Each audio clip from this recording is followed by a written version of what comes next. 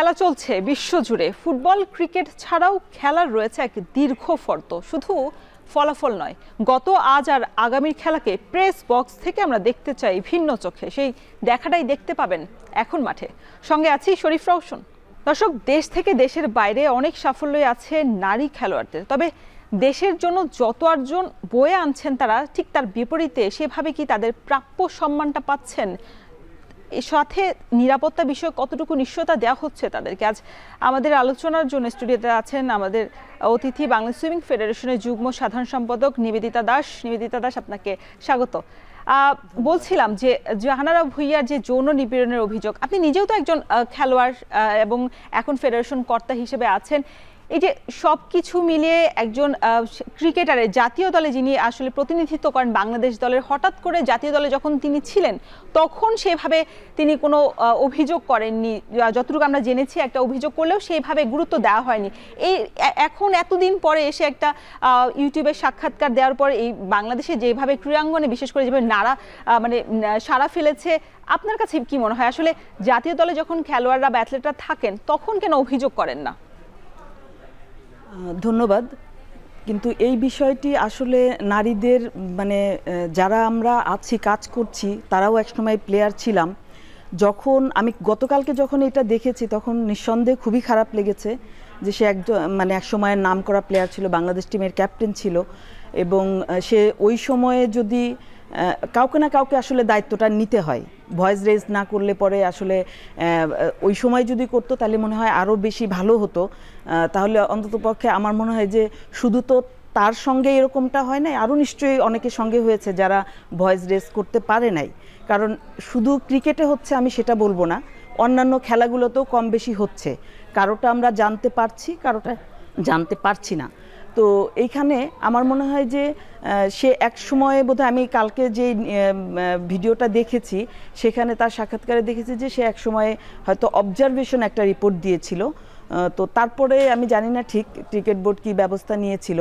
যদি কোনো ব্যবস্থা নিয়ে থাকতো হয়তো বা এই ধরনের ঘটনাগুলির ক্ষেত্রে আমাদের নারীরা প্রতিকার পেত।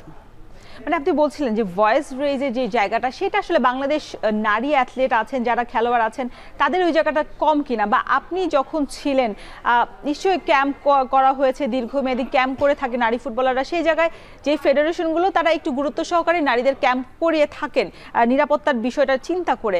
সেই জায়গাটাতে আসলে আপনি যেহেতু এখন সাঁতারে আছেন, ওই জায়গাটাতে আসলে আপনারা কিভাবে দেখছেন? আমার মনে হয় যে নারীদের যেহেতু নারীরা সব খেলাতেই কিন্তু নারী পুরুষ সমানতালেই আছে, হয়তো কম বেশি। তো নারীদের ক্ষেত্রে আমার মনে হয় যে নারী ম্যানেজার, নারী কোচ, পুরুষ কোচও থাকবে কিন্তু সেই সাথে নারী কোচ থাকাটাও ভালো। এবং ক্যাম্পের যে বিষয়টা, ক্যাম্প কমান্ডার নারী হলে ভালো, এবং ম্যানেজার। আমরা বিষয়গুলোকে আমাদের সুইমিং ফেডারেশনেও কিন্তু আমরা দেখছি যে আলাদাভাবে আমাদের যেহেতু নৌবাহিনীর প্রধান হচ্ছে আমাদের সভাপতি, উনি এই বিষয়ে জিরো টলারেন্স। উনি ওনাদের নৌবাহিনীর বিভিন্ন সময় দেখা যায় যে আমাদের যদি লোকবলের কমতি থাকে, ওনার ওইখান থেকেও আমরা সাপোর্টটা পেয়ে থাকি। তো আমার মনে হয় যে সব খেলাতেই নারী কর্মকর্তাদের কিংবা নারী সংগঠকদের আরও এগিয়ে আসতে হবে।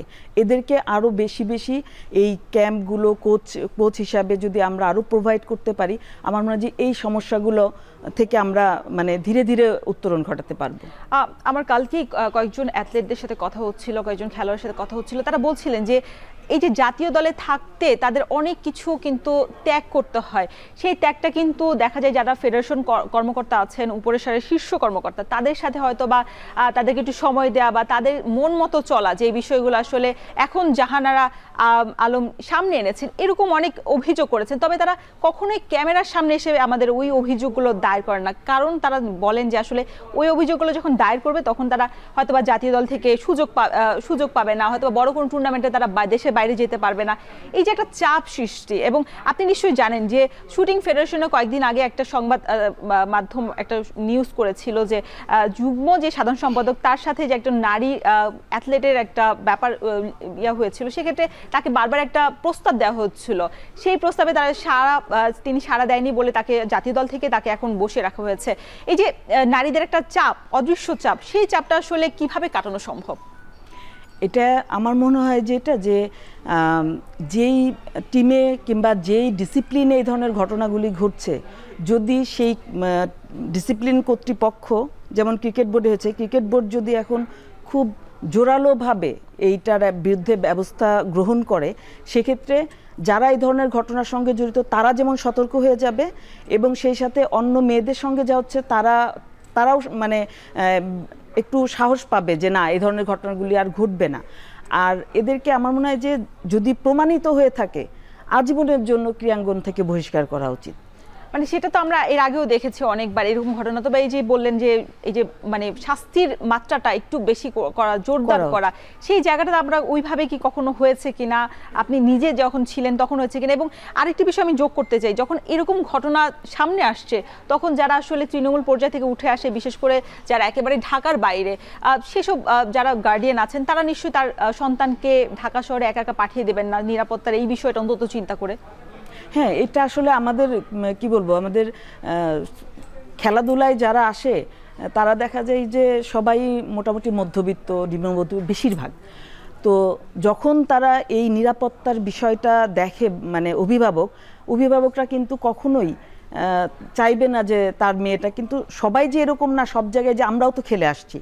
তো সেই বিষয়টার মানে আমাদেরকেই, আমরা যারা কর্মকর্তা হিসেবে কাজ করছি, আমাদেরই আসলে তাদের নিরাপত্তার বিষয়টা এবং অভিভাবকদেরকে যে না, আপনার মেয়ে সেফ, এই বিষয়টা যদি আমরা যে যার জায়গা থেকে প্রত্যেকে যেখানে যেখানে কাজ করছি তারা যদি সেটা ইনশিওর করতে পারি, আমার মনে হয় যে অভিভাবকরা একটু নিশ্চিন্ত বোধ করবে এবং সব খেলাতেই আমার মনে হয় যে অভিভাবকরা ছাড়বে যে না, আচ্ছা ঠিক আছে, একটা দুইটা ঘটনা এরকম সব জায়গায় কিন্তু কম বেশি হয়, কিন্তু এর বিরুদ্ধে ব্যবস্থা গ্রহণ করতে হবে। আমার কথা হচ্ছে যে একটা অভিযোগ একজন কেউ দিল, এরকম কিন্তু আমাদের সুইমিং ফেডারেশনও হয়েছে, তো আমরা কিন্তু সেটার বিরুদ্ধে ব্যবস্থা নিয়েছি এবং মানে আমার কথা হচ্ছে আবার কাউকে যেন মানে কি বলবো, ইচ্ছাকৃতভাবে যেন কাউকে আবার এই হয়রানি, হ্যাঁ এইরকম এটা করলে আবার সেটাও কিন্তু হতে পারে কখনো কখনো, কিন্তু সেই বিষয়টার জন্যই তদন্ত কমিটি গঠন করা হয় এবং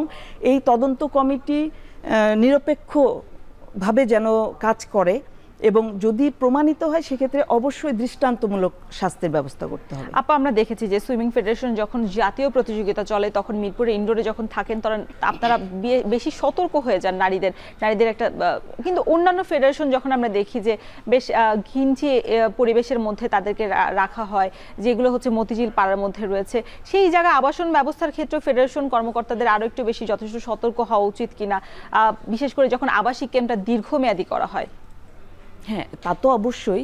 এখন আমাদের তো আসলে কি বলবো, অপ্রতুল কিছু কিছু বিষয় তো আছেই, সব কিছুই তো আর আমাদের অবস্থায় নেই, তো সম্পদ সীমিত, আমাদের এর ভিতর থেকেই আমাদের কাজ করতে হয়। তো আমাদেরও কিন্তু এরকম বয়সভিত্তিক সাঁতারে 600-700 আসে।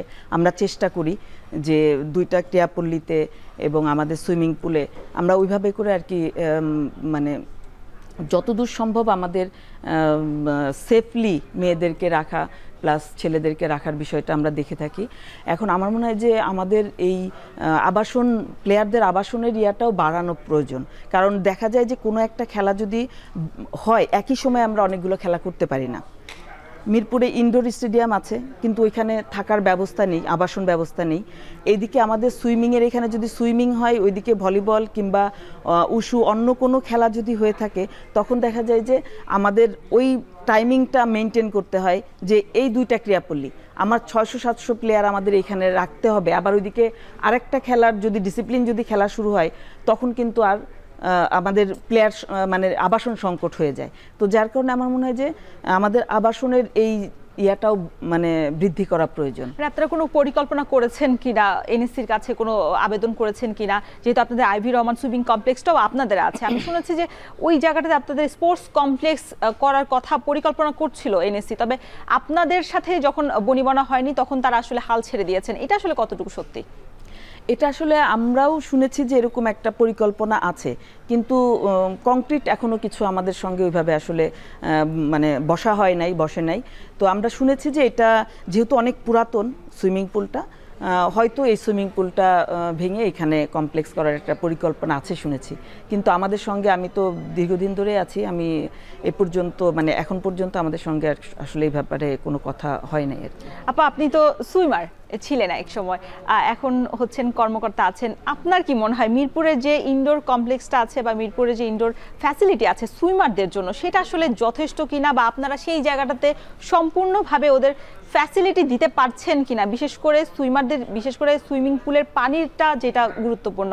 আমরা কয়েকদিন আগে আমাদের এখন টেলিভিশনের এক সাংবাদিক একটা প্রতিবেদন করেছিলেন যে সুইমিং পুলে পোকা, পলিথিন পড়ে আছে, এবং কোচ নিজেই আসলে অভিযোগ করেছিলেন যে এটা আসলে সুইমারদের জন্য কখনোই একটা স্বাস্থ্যকরভাবে ট্রেনিং করার জন্য উপযুক্ত জায়গা হতে পারে না। সেই ক্ষেত্রে আপনারা আসলে অ্যাডহক কমিটি যারা এসেছেন, আপনার বিগত সময় কমিটিতেও ছিলেন, এই জায়গাটাতে আপনারা বারংবার আসলে ব্যর্থ হচ্ছেন কিনা? না, বিষয়টা কিন্তু মোটেও ওইরকম না। ঘটনা হয়েছে আমাদের যেহেতু সুইমিং পুলের পানির বিষয়, এটা আমাদের যে পুরাতন টেকনিশিয়ান ছিল, আমাদের যে কম্পিটিশনটা হয়েছে, কম্পিটিশন তো ভালো পানিতে হয়েছে, জাস্ট কম্পিটিশনের পরে আমাদের প্লেয়ারদেরকে ছেড়ে দেওয়া হয়েছে, এবং ওই টাইমটাতে যেটা হয়েছে যে আমাদের ওই নতুন যে টেকনিশিয়ান, সে মূলত ওই যে ট্রানজিশন পিরিয়ডটা, ওই কারণে হয়তো বা পানির একটা সমস্যা হয়েছিল। দেন এখন কিন্তু আবার আমাদের যে 3টা পুল, 2টা পুলের পানি পুরো ক্লিয়ার, আমাদের ওইখানে প্র্যাকটিস চলছে, এবং বড় পুলের পানিও, আমি গতকালকেই গিয়েছিলাম, বড় পুলের পানিও এখন ভালোর দিকে। এখন আমাদের পুরাতন টেকনিশিয়ান ফিরে এসেছে, মানে মূলত ওই সময়টার কারণেই আর কি এরকম হয়েছিল। কারণ আমাদের যেহেতু বাইরের, মানে আমাদের ইজিপশিয়ান কোচ এখন আমাদের টিমের দায়িত্বে আছে, এবং তাকে আমাদের কিন্তু একটা ভালো একটা অ্যামাউন্ট তার বেতন দিতে হয়। স্বাভাবিকভাবেই আমাদের এটা তো আসলে টেকনিক্যাল ব্যাপার, এখন ইচ্ছা করে তো আর পানি কেউ খারাপ করে না। তো ওই পানিটা যখন আমরা দেখেছি যে এরকম হচ্ছে, তখন আমরা পুরাতন টেকনিশিয়ান, সে ছুটিতে ছিল, তাকে ফিরিয়ে আনা হয়েছে, এবং এখন আমাদের পানি মোটামুটি ভালোর দিকে, এবং আমাদের ট্রেনিংও কিন্তু চলছে। আমি গতকালকে গিয়েছিলাম, ট্রেনিংও চলছে। আচ্ছা আপা, ট্রেনিং যেহেতু চলছে, বলছেন যে আপনি নিশ্চয়ই জানেন যে সলিডারিটি গেমসে ইতিমধ্যে কিন্তু বাংলাদেশের প্রস্তুতি একেবারে শেষ মুহূর্তের প্রস্তুতি। এই যে সলিডারিটি গেমসের আগে বাংলাদেশ খুব বেশি সময়, আমি যতটুকু জানি, প্রস্তুতি নিতে পারেনি, এবং সেটার একমাত্র কারণ হচ্ছে এই পানি।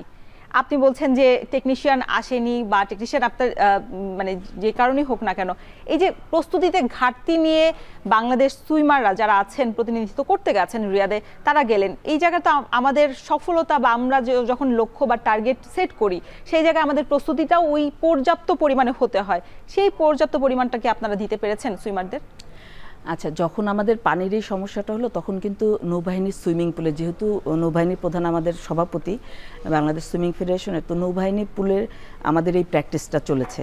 তো স্বাভাবিকভাবেই মানে ট্রেনিংয়ের যে ঘাটতি সেটা হয়নি। আর আমাদের যে কোনো ধরনের সাপোর্ট আমরা নৌবাহিনী থেকে পেয়ে থাকি। স্বাভাবিকভাবেই মানে ওই পানিটা কয়েকদিনের জন্য খারাপ ছিল, কিন্তু ওদের ট্রেনিংয়ের যে ঘাটতিটা, সেটা অ্যাকচুয়ালি আমরা নৌবাহিনী পুলে যেহেতু প্র্যাকটিস করেছে, সেহেতু ওই ঘাটতিটা হয়নি আর কি। সুইমারদের অনেকে অভিযোগ করেন যারা ঢাকায় থাকেন, তারা আসলে মিরপুরে যখন তখন তারা নিজেদের ট্রেনিংটা করতে পারেন না, হয়তো বা প্রতিযোগিতার আগে তাদেরকে সেই সুযোগটা দেওয়া হয়, বা পানির সমস্যার কারণে তারা আসলে নামতে পারে না। এই মানে যে আপনাদের যে মানে কি বলবো, আপনাদের সুবিধা দেওয়ার কথা বা সার্বক্ষণিক যেটা আমরা দেখে থাকি যে আইভি রহমান কমপ্লেক্সে যেটা পল্টনস্থ আছে, সেই জায়গায় আমরা কালকেও আমি গিয়েছিলাম, কালকে দেখলাম যে সাধারণের জন্য একটা ন্যূনতম একটা টাকার বিনিময়ে, অর্থের বিনিময়ে তারা করছেন। সেক্ষেত্রে ওই জায়গাটাকে এইভাবে ওপেন করা সম্ভব কিনা, বা আপনারা কোনো পরিকল্পনা করেছেন কিনা? আচ্ছা, আমাদের কিন্তু বাংলাদেশ সুইমিং ফেডারেশনের অধীনে এই 2টা পুলেই কিন্তু সাঁতার প্রশিক্ষণ কর্মসূচি চলে। অ্যাকচুয়ালি বাংলাদেশ সুইমিং ফেডারেশন প্রতিযোগিতামূলক খেলার শুধু আয়োজন করে না, আমাদের সামাজিক দায়বদ্ধতার জায়গা থেকে আপনি জানেন যে প্রতিদিনই কিন্তু পানিতে ডুবে মৃত্যু হচ্ছে সাঁতার না জানার কারণে। তো মূলত ওই সামাজিক দায়বদ্ধতার জায়গা থেকেই আমরা 2টা পুলেই, মিরপুর পুলে এবং পল্টন সুইমিং পুলে, আমাদের 2টা পুলেই হচ্ছে চলে আমাদের এই সাঁতার প্রশিক্ষণ কর্মসূচি, যেটা জীবনের জন্য সাঁতার আর কি। তো সেটা চলে 2টাতেই ন্যূনতম একটা, কারণ আপনি জানেন যে একটা সুইমিং পুল, আমাদের মিরপুর সুইমিং পুলে যদি আমরা কারেন্ট বিল এবং মেডিসিনের খরচ ধরি, সেক্ষেত্রে মাসে প্রায় 6 লক্ষ টাকার উপরে চলে যায় শুধু মেইনটেনেন্স খরচ। তো আমাদের একটা হিউজ পরিমাণ অর্থ চলে যায় এখানে। আমরা কিন্তু ওই রকম অর্থ কিন্তু জাতীয় ক্রীড়া পরিষদ থেকে পাই না, যেটা আমার মাঝে অপ্রতুল একটা অর্থ পাই, যেটা সব ফেডারেশনই পেয়ে থাকে কম বেশি। তো যার কারণে আমাদেরকে, আমরা যে সারা বছর পানি থাকে, আমাদের প্র্যাকটিস পুলে পানি থাকে সারা বছরই, যেহেতু আমাদের একটা কর্মসূচি চলে। আর এই 50 মিটার সুইমিং পুলে শুধুমাত্র আমাদের শীতের সময়টা থাকে না, কারণ গ্যাসের লাইনটা আমাদের একটু সমস্যা আছে, গ্যাসের লাইনটা কাটা। আশা করি আমরা এবার এই 1 মাসের মধ্যে হয়তো বা এটাও হয়ে যাবে, কারণ আমাদের মানে কোঅর্ডিনেশন হচ্ছে, বিভিন্ন চিঠিপত্র দেওয়া হয়েছে জাতীয় ক্রীড়া পরিষদকে। তো আমরা আশা করছি যে আমরা এই শীতে হয়তো বা গ্যাসের লাইনটা পাবো, কারণ গ্যাস না পেলে আমাদের শীতের মধ্যে প্লেয়াররা প্র্যাকটিসও করতে পারবে না। আর সব কিছু কিন্তু আসলে আমাদের ইচ্ছা থাকে, আমরা যেহেতু একসময় প্লেয়ার ছিলাম, আমরাও চাই যে আমাদের প্লেয়াররা সারা বছর ধরেই প্র্যাকটিস করুক। কিন্তু ওই যে বললাম যে একটা সুইমিং পুল চালু রাখতে গেলে যে পরিমাণ অর্থ, সেই পরিমাণ অর্থের সংকুলন আসলে অনেক সময় ফেডারেশনগুলোর কিন্তু এত অর্থ থাকে না। বাংলাদেশে যে মানে ডিসিপ্লিনগুলো আছে তার মধ্যে মনে হয় বাংলাদেশ ক্রিকেট বোর্ড এবং ফুটবল ফেডারেশন হয়তো বা মোটামুটি স্বয়ংসম্পূর্ণ বলা যেতে পারে, কিন্তু আর কোনো ফেডারেশনের কিন্তু এই ধরনের কোনো মানে অর্থনৈতিক যে সচ্ছলতা সেটা কিন্তু আমাদের অতটা নেই। তো আমরা চেষ্টা করি সবসময়ই যে আমাদের যাতে সুইমিং পুলটা চালু রাখা। আমাদের সুইমিং পুল চালু থাকে শুধুমাত্র শীতের সময়ে, আমাদের যেহেতু গ্যাসের লাইনটা কাটা, শীতের সময় সম্ভব হয় না। আপা, সলিডারিটি গেমস নিয়ে আমরা আরও আলোচনা করব, তবে আপনাকে এখানে থামাতে হচ্ছে। দর্শক, ছোট্ট একটা বিরতিতে যাচ্ছি, নিশ্চয়ই সঙ্গে থাকবেন।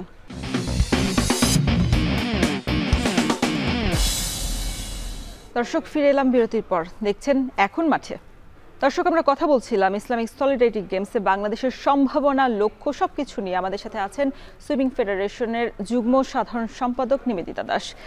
নিবেদিতা আপা, কথা বলছিলাম যে আসলে বাংলাদেশ এবার কিন্তু অনেকগুলো ইভেন্ট, মোট 10টা ইভেন্টে পার্টিসিপেট করতে গিয়েছে, প্রায় 36 জন খেলোয়াড় নিয়ে। সেক্ষেত্রে আপনাদের মাত্র আছে 2 জন সাঁতারু। সেক্ষেত্রে এই যে সম্ভাবনা বা যেটাই বলি না কেন, আপনাদের লক্ষ্য কোথায় আসলে সেট করেছেন? যেহেতু আপনারা বিগত সময় 2005 সালে যখন ইসলামিক সলিডারিটি গেমস রিয়াদে শুরু হয়েছিল, তখন থেকে আপনাদের যাত্রা শুরু হয় আপনাদের সাঁতারুর। সেই ক্ষেত্রে আপনারা এখন পর্যন্ত যে এই লক্ষ্যটা সেট করে গিয়েছেন, প্রতিবারই বাংলাদেশ ছাড়ার আগে যেই পরিকল্পনা নিয়ে যান, কখনোই পরিপূর্ণতা নিয়ে আসতে পারেন না।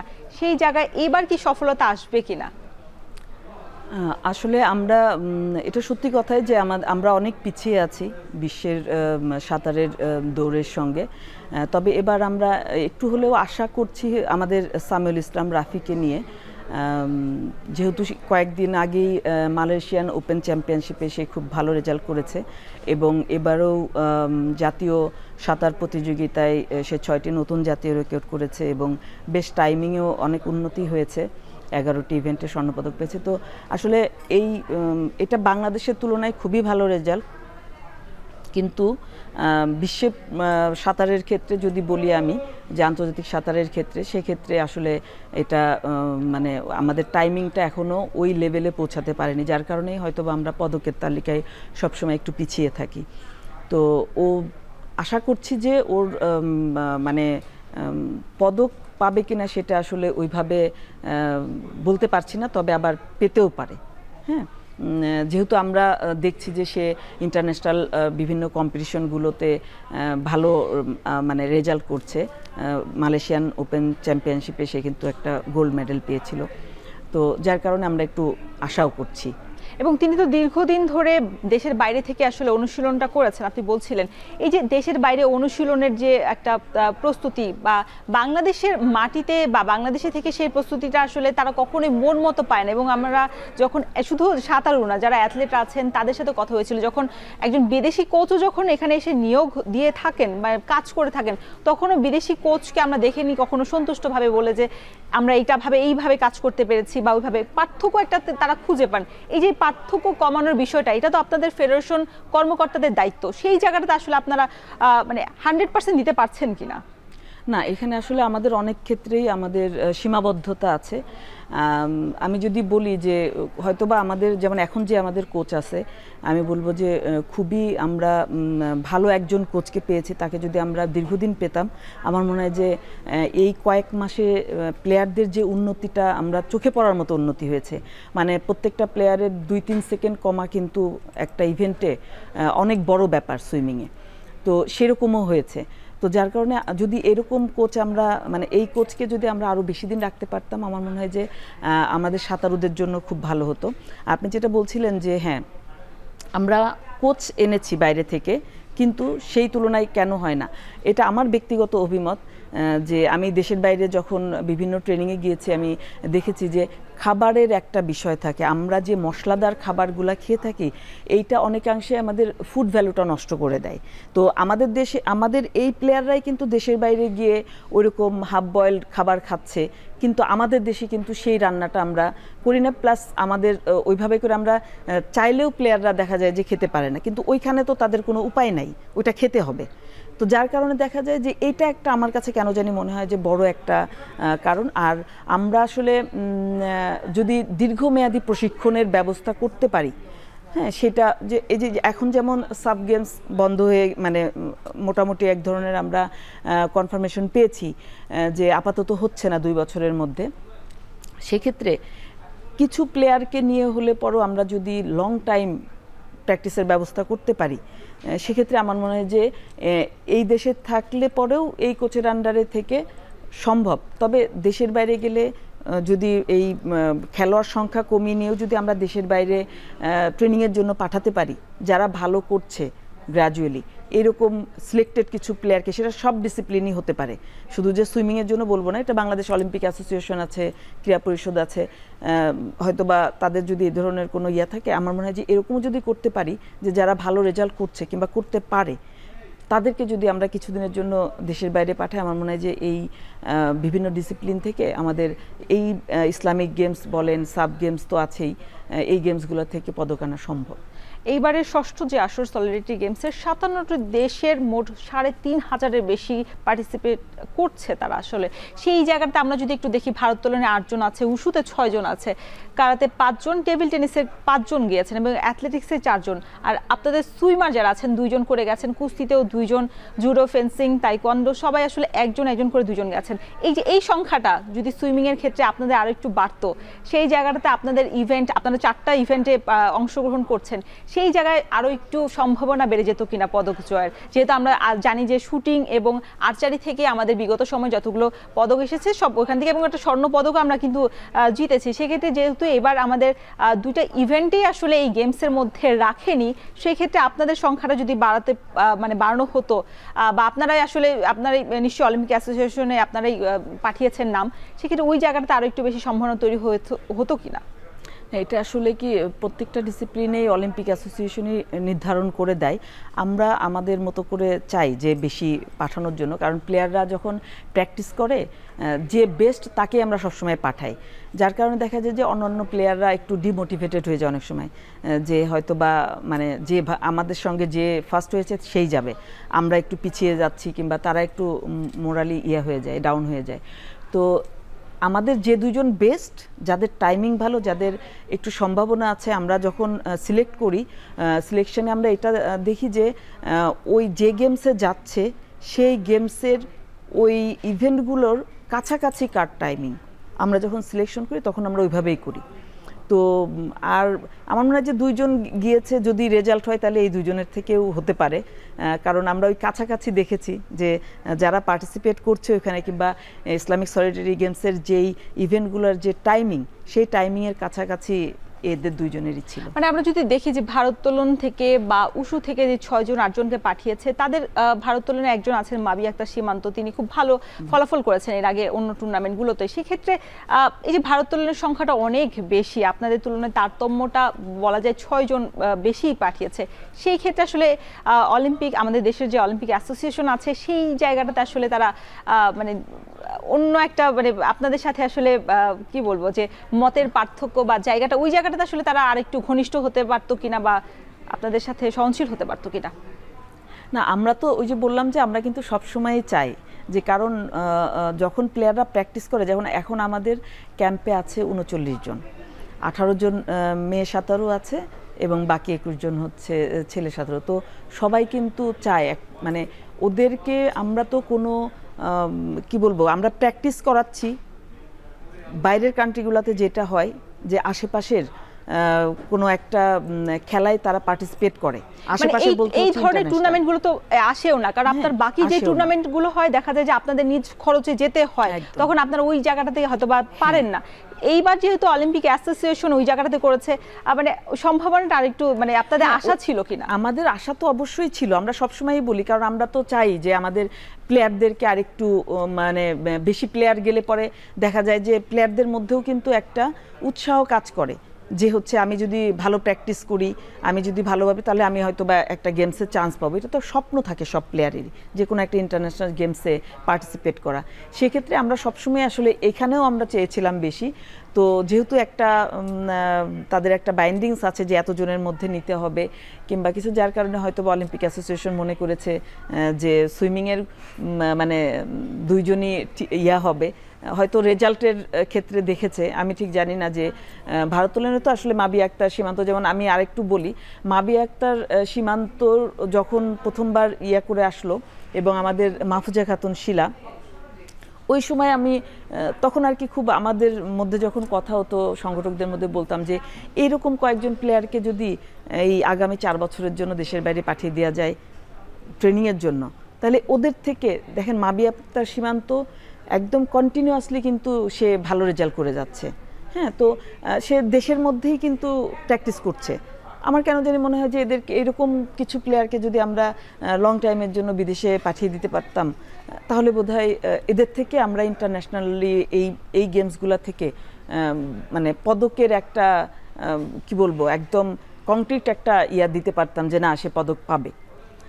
তো এটা মানে এটা অ্যাকচুয়ালি পুরোটাই আসলে আমাদের, তো আমরা যে ফেডারেশনগুলো আছি কাজ করছি তাদের পক্ষে তো আর এটা সম্ভব না। আমাদের ওই যে বললাম যে সম্পদের অপ্রতুলতা আছে, এটা বাংলাদেশ অলিম্পিক অ্যাসোসিয়েশন, বাংলাদেশ সরকারকে, গভর্নমেন্টকে আসলে এই বিষয়গুলো নিয়ে আমার মনে হয় যে ভাবতে হবে। নিবেদিতা দাস, আরো গল্প করব, আরো কথা হবে, তবে ছোট্ট একটা বিরতি নিতে হচ্ছে, থাকবে নিশ্চয়ই।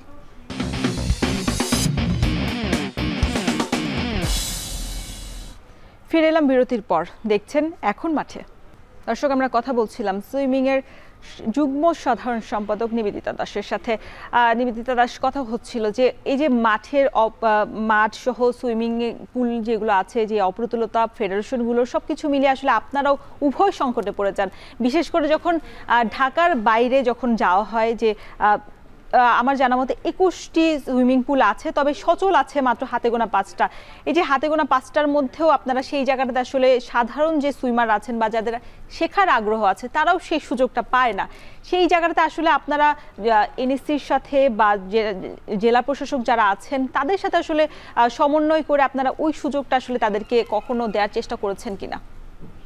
আচ্ছা, এই বিষয়টা হচ্ছে যে যেহেতু ওই সুইমিং পুলগুলো অ্যাকচুয়ালি জাতীয় ক্রীড়া পরিষদের অধীনে, জাতীয় ক্রীড়া পরিষদ এই সুইমিং পুলগুলো করেছিল এবং প্রত্যেকটা সুইমিং পুলই 50 মিটার সুইমিং পুল। তো 50 মিটার সুইমিং পুলে যেটা হয়, আমি যেটা একটু আগেও বলছিলাম যে মানে অনেক মেইনটেনেন্স খরচ, 5 থেকে 6 লাখ টাকা মানে মাসে খরচ হয়। তো মানে সম্ভবত এই কারণেই কোনো জেলা এই সুইমিং পুলগুলো চালুর ব্যাপারে ওইরকমভাবে সাহস করে এগিয়ে আসতে পারে না। তবে আমার মনে হয় যে এই জেলাগুলোও, জেলা প্রশাসক সাহেব অবশ্যই উদ্যোগ নিতে পারে, কারণ প্রত্যেকটা জেলায় কিন্তু সাঁতারের যে মানে একটা আছে হচ্ছে কম্পিটিশন, মানে প্রতিযোগিতামূলক সাঁতার, আর একটা হচ্ছে জীবনের জন্য সাঁতার। তো এই জীবনের জন্য সাঁতারের আগ্রহ কিন্তু আমার মনে হয় যে অনেক মানুষের মধ্যে, এবং সেটা প্রত্যেক বাবা মাই চায় যে তার বাচ্চারা, এখন সবাই মোটামুটি সচেতন হয়ে গিয়েছে।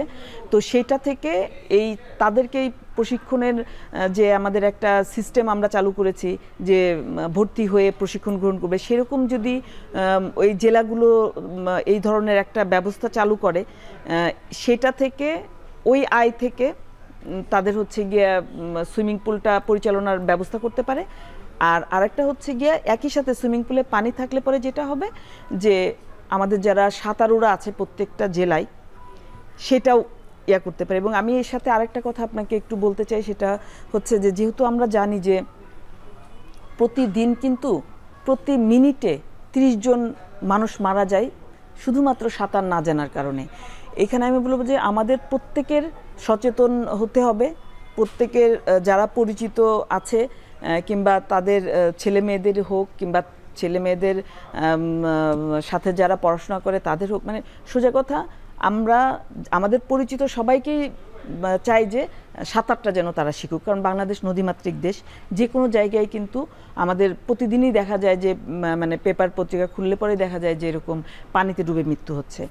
তো আমি দীর্ঘদিন ধরেই এই পানিতে ডুবে মৃত্যু প্রতিরোধের বিভিন্ন যে কমিটি হয়েছে ন্যাশনাল পর্যায়ে, আমি সেই কমিটিগুলোর সঙ্গে কাজ করেছি।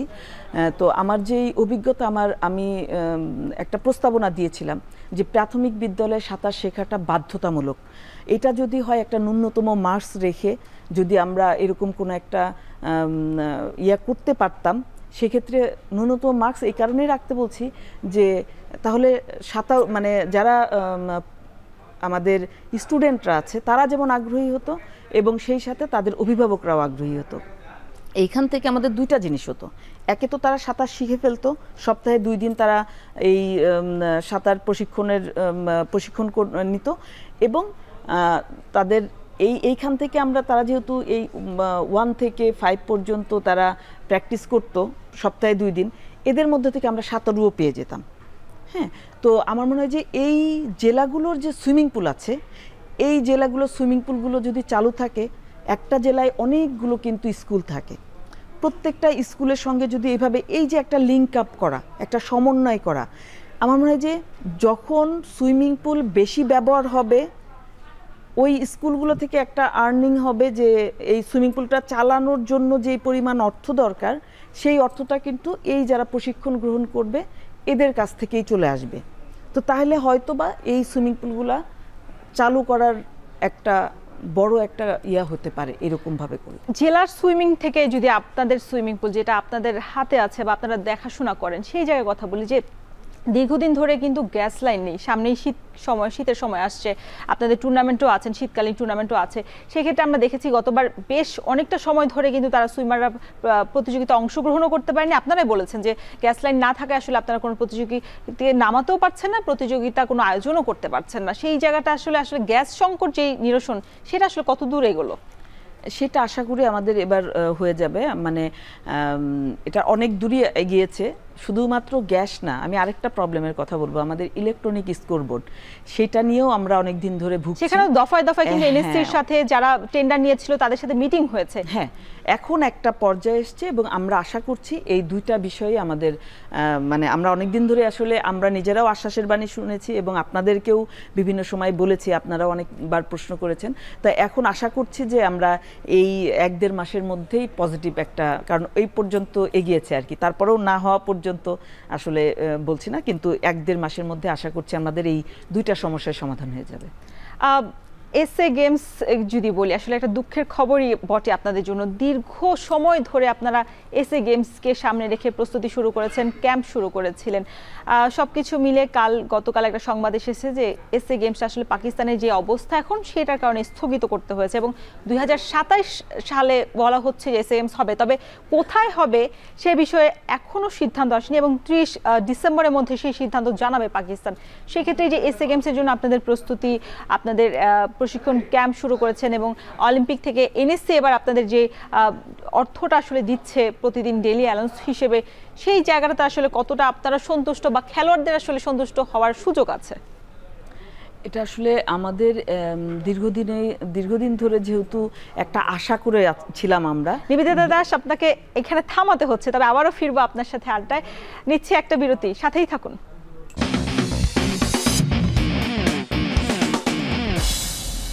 দর্শক, বিরতির পর আবারও স্বাগত জানাচ্ছি এখন মাঠে। আমরা কথা বলছিলাম বাংলাদেশের সলিডারিটি গেমস, এসএ গেমসের স্থগিত হয়ে যাওয়ার পর আসলে ফেডারেশনগুলোর প্রস্তুতি এখন কি হবে। আমাদের সাথে অনলাইনে যুক্ত হয়েছেন বাংলাদেশ অ্যাথলেটিক্স ফেডারেশনের সভাপতি নাঈম আশফাক চৌধুরী। এই যে আপনারা জুন মাস থেকে আপনারা প্রস্তুতি শুরু করেছেন এসএ গেমসকে কেন্দ্র করে, সেক্ষেত্রে এই প্রক্রিয়াটা আসলে আপনারা চলমান রাখবেন কিনা, এনএসসি কে আপনারা আসলে এই বিষয়ে কোনো আবেদন করেছেন কিনা বা চিঠি পাঠিয়েছেন কিনা, যেহেতু দীর্ঘ সময় ধরে আপনারা নিজেদেরকে প্রস্তুত করছিলেন? জি, অনেক ধন্যবাদ। প্রথম কথা হলো, আমরা লিখিত এখন পর্যন্ত পাইনি ক্যাম্প স্থগিত করার জন্য। সুতরাং মোমেন্ট আমরা এই ক্যাম্প স্থগিতের চিঠি পাবো, সাথে সাথে ক্যাম্প স্থগিত করে দেবো, 1 নম্বর। 2 নম্বর বিষয় হলো যে যদিও এই ক্যাম্পটা স্থগিত হয়েছে বা হবে, কিন্তু আমাদের একটা লক্ষ্য হলো যে যারা জাতীয় পর্যায়ের যে সকল অ্যাথলিট আছে তাদেরকে প্রশিক্ষণ প্রদান করা। সুতরাং একটা ক্যাম্প থেকে, এই যে বিগত কয়েক মাস ধরে আমরা ক্যাম্প করলাম, কিছু না কিছু প্রাপ্তি আমাদের অবশ্যই হবে। সো বছরব্যাপী যদি আমরা করতে পারতাম এই ক্যাম্পটা, তাহলে কিন্তু যারা জাতীয় পর্যায়ের বিভিন্ন অ্যাথলিট আছে তাদের জন্য যেমন উপকার হতো, তেমনিভাবে আমাদের যারা কোচ, অফিসিয়াল এবং অন্যান্য ফেডারেশনের অন্যান্য ব্যক্তিবর্গ বা অ্যাথলেটিক্স সংক্রান্ত যারা আছে তারাও অ্যাথলেটিক্সের সাথে সম্পৃক্ত থেকে মাঠে থাকতেন, which is very important for us. Ashraf ভাই, মাঠে আপনাকে অনেক সবাইকে ধন্যবাদ আমাদের সাথে যুক্ত হওয়ার জন্য। দর্শক, এই ছিল এখন মাঠের আজকের আয়োজন। এতক্ষণ সঙ্গে থাকার জন্য সবাইকে ধন্যবাদ।